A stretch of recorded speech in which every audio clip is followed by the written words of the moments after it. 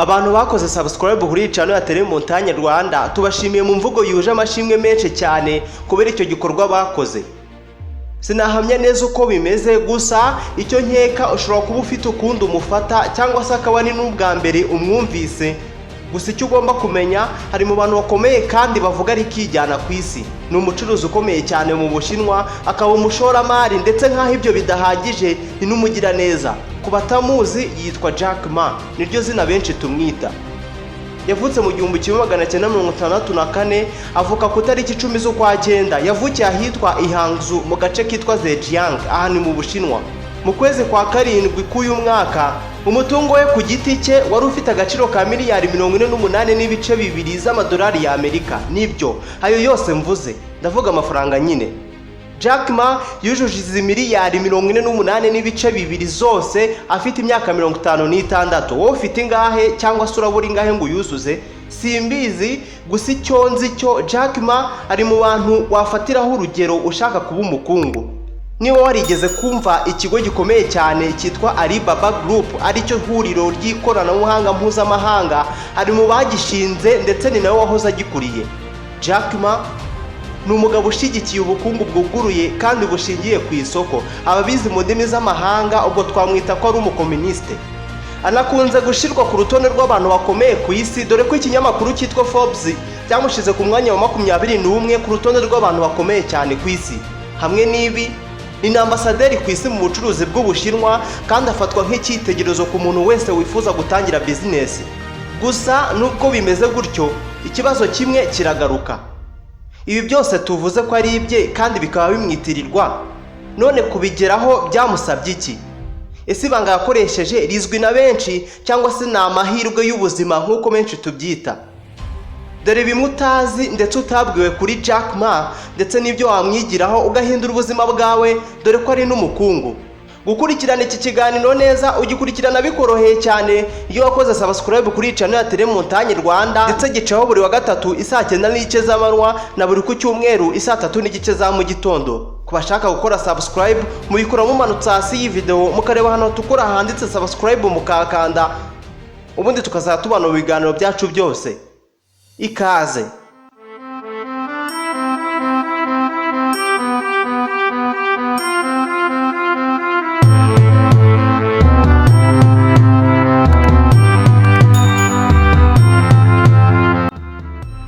Nongeye kubasuhuza nanone, nk'ibisanzwe nitwa Samuel Mugisha. Reka turebere hamwe incamake y'ubuzima bwa Jack Ma, umucuruzi ukomeye cyane ku isi. Nubwo twakomeje kumwita Jack Ma, gusa amazina ye y'ukuri cyangwa se ya nyayo ni Ma Yun. Nkuko twabikomojeho haruguru, yavukiye Ihangzu mu gace kitwa Zhejiang, ni mu Bushinwa. Yatangiye kwiga icyongereza ari muto cyane, atari ukukiga mu ishuri, ahubwo avugana n'abari bazi icyongereza icyo gihe kuri hoteli yitwa Hangzhou International Hotel. Ku myaka ye 9 y'amavuko, bivugwa ko agomba kuba yarirukanse ibirometero 27, ubwo ni mayiro 17 zose ku igare rye, atembereza ba mukerarugendo babaga baje gusura ahantu hatandukanye. Ibi yabikoraga atari ukubikunda gusa, ahubwo anagamije kumenya icyongereza. Ibi ni nabyo byatumye aba inshuti cyane bikomeye na bamwe mu bakerarugendo bakundaga kumwita Jack nk'izina ry'irihimbano, kubera ko batashoboraga kuvuga neza inyuguti ku yindi, izina rye ryari mu Gishinwa. Jack Ma ishuri ryo ryaramugoye cyane, kuko ibizamini byemereraga umunyeshuri kwinjira mu mashuri yisumbuye byakorwaga rimwe mu mwaka mu Bushinwa. Jack Ma byamufashe nibura imyaka 3 ngo nibura atsinde yemererwe kujya mu mashuri yisumbuye.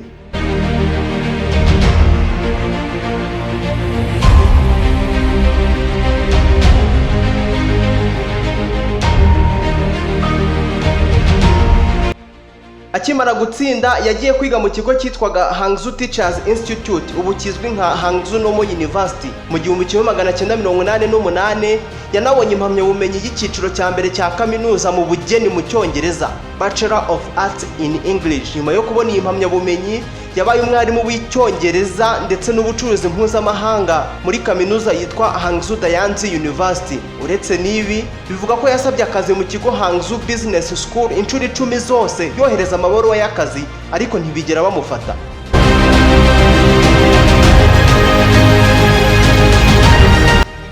ubwo tumaze kuvuga ku buzima bwe bwite, noneho reka tuvuge ku rugendo rwe rwa business cyangwa se rw'ubucuruzi. Ushobora kuza kumva bigutangaje cyangwa se ntunabyemere, gusa Jack Ma yohereje amabaruwa asaba akazi mu tuzi cyangwa se mu bwoko bw'akazi burenga 30 butandukanye.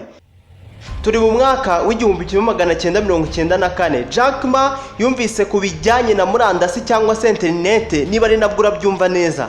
Iki gihe yahise atangiza ikigo cye cya mbere akita Hangzhou Haibo Translation Agents. Kubona amakuru kuri internet byatumye mu ntangiriro z'umwaka w'1995 ajyana n'inshuti ze zamusobanuraga internet n'ibijyanye nayo, atari yarigeze amenyaho ikintu na kimwe kuva kera. Jack Ma yari yarigeze kumva amakuru yerekeye ku nzoga abenshi bakunze kwita byeri zabaga mu bindi bihugu, gusa yaje gutungurwa no gusanga mu Bushinwa nta n'igitonyanga cyazo cyahabarizwaga. Ibi byaje gutuma we n'inshuti ye bakora urubuga rutari rwiza na gato rwari rwerekeye ku Bushinwa. Yashize urubuga ku mugaragaro ku isaha y'isa 3:40 za mu gitondo. Ku isaha y'isa 6:30 z'amanywa yahise yakira ubutumwa buvuye ku bashoramari bamwe bo mu Bushinwa bifuzaga kumumenyaho byinshi. Iki gihe noneho Jack Ma yarabonye ko internet yari ifite ikintu gihambaye ishobora gukora. Mu kwezi kwa kane mu mwaka w'1995, Jack hamwe na He Bing, uyu akaba umwarimu wa mudasobwa, bafunguye ibiro bya China Pages. Iki gihe Jack Ma yari afunguye kampani ye ya kabiri. Ku tariki ya 10 mu kwezi kwa gatanu 1995, aba bagabo bombi bandikishije urubuga chinapages.com muri Leta Zunze Ubumwe za Amerika. Urwandikisha byonyine byatumye mu myaka 3 yonyine iki kigo cyinjiza miliyoni 5 z'amayuan. Aya ni amafaranga y'Ubushinwa. Iki gihe ni amafaranga yari afite agaciro k'ibihumbi 800 by'amadolari ya Amerika. Hamwe n'ibi, Jack Ma yanatangiye kujya yubakira ibigo bitandukanye imbuga za internet abifashijwemo n'inshuti ze zabaga muri Amerika. Mu 1999, Jack Ma yasubiye i Hangzhou mu Bushinwa ajyanye n'ikipe ye bakoranaga, ndetse asubirayo atari ugusubiraho gusa, ahubwo banagiye gushinga ikigo cyitwa Alibaba. Ngiki kirango cya Jack Ma. Alibaba, ikigo cy'ikoranabuhanga cyamenyekanye cyane ku isi. Iki kigo cyaramenyekanye cyane nyuma y'uko cyarengeje arenga biliyoni 25 z'amadolari ya Amerika mu byo bita Initial Public Offering IPO. Aha hari mu kwezi kwa 9 mu mwaka w'2014. Ni naho dusoreje ikiganiro menya byinshi cy'uyu munsi. Iki kikaba ari igice cya mbere cy'iki kiganiro. Igice cya kabiri cy'iki kiganiro tubashishikarije kuzagikurikirana ubutaha. Nge nitwa Samuel Mugisha, murakoze cyane.